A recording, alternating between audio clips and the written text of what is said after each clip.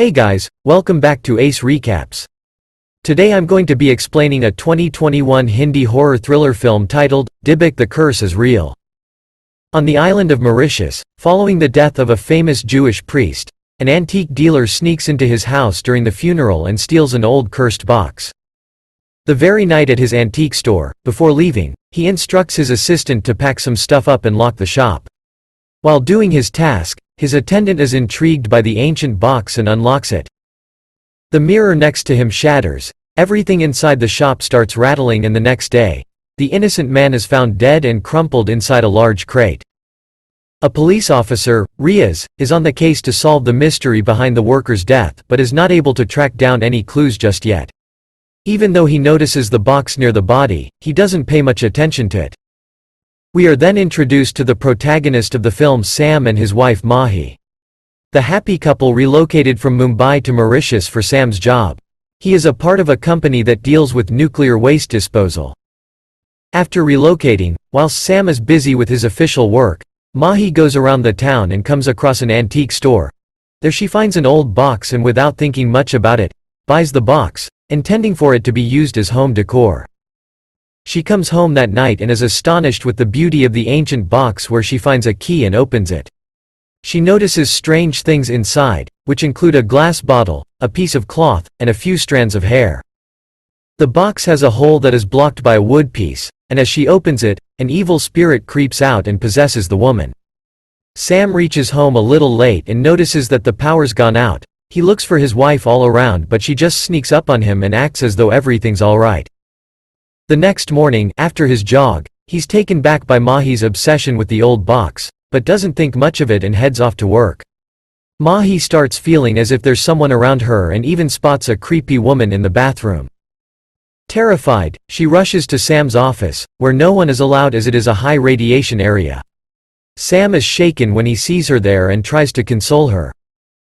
Mahi explains how she saw someone, but he doesn't believe her and blames it on her lack of sleep, which might have caused her to hallucinate. However, a few days later, Sam starts noticing that her behavior has changed. She has constant dark circles under her eyes even though her sleep is deep. Even if he tries to wake her up, she doesn't move an inch. She also spends most of the time near the antique box. The same night, he notices that their blankets are taken away while they sleep. He hears a few voices and footsteps and goes to investigate. He is led up to the attic and is spooked by a crack on the floor, which makes him fall straight down. Not finding anything, he calls his friend, Riaz, and asks him to see if there was some forced entry, but nothing is found. Regardless, Mahi's constant weird behavior forces Sam to call his adoptive dad, Father Gabriel, who, as soon as he enters the house, knows that there is some evil spirit lurking around. He notices the antique box and figures out right away that this dybbuk box is causing all the trouble. Sam looks for his wife around the house, but finds her passed out in the attic. She is rushed to the hospital, but the doctors can't seem to find anything wrong. Father Gabriel asks his language expert friend to translate the Jewish words written on the box and finds the name of Abraham Ezra. He advises Sam to go to a rabbi that he knows and find a solution. The rabbi explains that the dybbuk can possess only those who are experiencing a mental trauma, or whose mental and physical souls aren't aligned. While inquiring, the rabbi's son, Marcus, enters the scene and listens intently. Sam gets a call from Mahi, informing him that she's pregnant. The rabbi instantly tells him that it is most likely that the spirit has possessed the fetus and not Mahi, as it takes a few months for a child to attain its soul.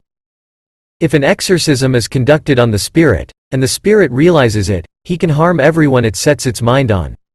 He asks Sam to visit him the next day to discuss possible solutions. However, Sam discovers that the rabbi passed away in his sleep. After the funeral, Marcus gives him a ray of hope and asks him to be prepared for the exorcism process, as they see no other way out of the sticky situation. The most important thing to be ready for the process is to know the gender of the baby, for which they have to wait a few months. Meanwhile, Marcus takes expert opinions and maps out a plan. He breaks and covers up the mirrors in the house, invites her mother home, and takes amazing care of his wife so no harm comes to her. One day, while walking on the beach, the neighbor's dog starts barking at Mahi, which the spirit doesn't like. That night, Sam notices that Mahi is missing from the house. He goes out and finds her roaming the streets with a white bag covered in blood, as well as his office ID card. At a turn, Mahi stops as Marcus comes in front of her. He asks her name and why she is here in Jewish, to which she replies that her name is Ezra and it's here to fulfill its father's curse. He keeps his hand on her head, and she faints. The white bag falls to the ground and the head of the neighbor's dog is seen rolling out. Marcus sets out to find the history of the box. He visits the antique shop where the box was bought from. The owner gives him the address of the Jewish place where the box came from. The place was abandoned and the guard tries to stop him, but he bribes his way in. While he's looking for clues, Ezra's spirit arrives and unalives the guard. The spirit tries to attack Marcus, but he takes out his holy locket, after which the spirit leaves. He finally finds a book that explains the entire history of Ezra. The story goes back to the 1960s, where a Jewish boy named Ezra is in love with a Catholic girl, Nura. His father was a famous businessman in that area. When his father comes to know about the affair, he traps his son at a place where no one is allowed to visit. Nura comes to know that she's pregnant, and hopefully awaits every day for Ezra's arrival. Unfortunately, Ezra writes to her that she needs to forget him as his father wouldn't approve of their alliance. Meanwhile, the people of the island, and later Ezra, come to know of her pregnancy. Disheartened, Nura does the unthinkable, wearing a wedding dress gifted by Ezra. The people on the island are infuriated, and Nura's father finds Ezra's letter and connects the dots. He, along with others of the village, find him driving by and attack. His father tries to stop the madness, but he's no match against all the assailants and his son is gravely injured. The doctors inform Ezra's father that he wouldn't be able to walk or talk anymore and is going to be bedridden for the rest of his life. Ezra's father was a shaman who was an expert at voodoo. He decides to use black magic to preserve Ezra's spirit in a dybbuk, with the curse that whenever it is opened, the spirit will have enough power to unalive all the Catholic people of the island as a revenge for what they did to his son. Another thing that is written in the diary is that in order to carry out this ritual, his body must not be cremated or buried, but instead, thrown into the ocean. He then slices his own son's throat and does as the book says and tricks the family by burying a fake wooden statue instead. Meanwhile, Riaz is investigating the neighbor's dog. He finds Mahi's anklet at the crime scene, and confirms his suspicion after visiting their home and finding the box. He'd also spotted the same box during the case in the beginning of the film. After understanding the history, Marcus goes to Father Gabriel and explains his planned exorcism. He also involves Riaz, who found out about the possession and approached the priests. Riaz tries to talk to his friend about what's going on, but Sam just seems to be very absent-minded as his son is about to be born. Marcus and Riaz decide to confirm the findings in the book by looking for Ezra's grave. There they find the wooden corpse, meaning that everything in the book is true.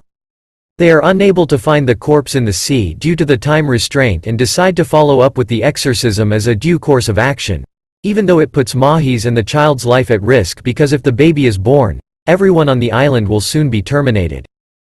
Since the demon is a very powerful one, Marcus leaves to find 10 more Jewish priests to perform the exorcism. In the next scene, late at night, Sam is seen walking through his office. He is suddenly tased by Riaz and wakes up strapped to a chair at the ritual. It is revealed that in the beginning the spirit possessed Mahi. But as Sam started having sleepless nights and mental stress due to the situation with his wife, his childhood trauma due to being an orphan started acting back up again. Ezra's spirit had found out about Sam's mental illness and used it to its advantage.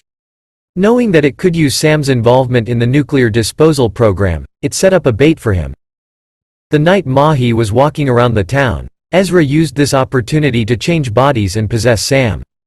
When Marcus compelled the spirit to answer his questions, it was revealed that Sam was the one who answered with an unearthly voice, confirming their suspicion. After the revelation, Marcus asks Father Gabriel and Mahi to put anything that connects them with Sam into the dybbuk box. The second Mahi drops her wedding ring in there, the spirit possessing Sam's body starts getting more violent. The exorcism plan is carried out with the help of 10 more Jewish priests. But Ezra's spirit is now so powerful that it frees itself from the shackles and attacks them all. Just before it could end Marcus's life, he uses his holy locket to burn the spirit, which causes Sam to be flung across the room. He falls at Mahi's feet and proceeds to choke her. Luckily, seeing Mahi's pregnant belly, he is reminded of their child, and Sam uses his willpower to dominate the spirit. The spirit falls weak, and looking at this, Marcus blows an ancient horn, causing the evil spirit to forever leave Sam's body and return back into the dybbuk box. Sam falls to the ground and is revived by his loving wife. He can't seem to remember anything that just happened, but is glad that everything is now back to normal. Riaz and Marcus take the box and throw it in the same ocean where Ezra's body was buried. The movie ends as we watch Sam and Mahi in the hospital with their newborn child, happy that everything went well. That's all, folks. Thank you for watching. If you liked the video, please don't forget to like, share and subscribe. Have a great day.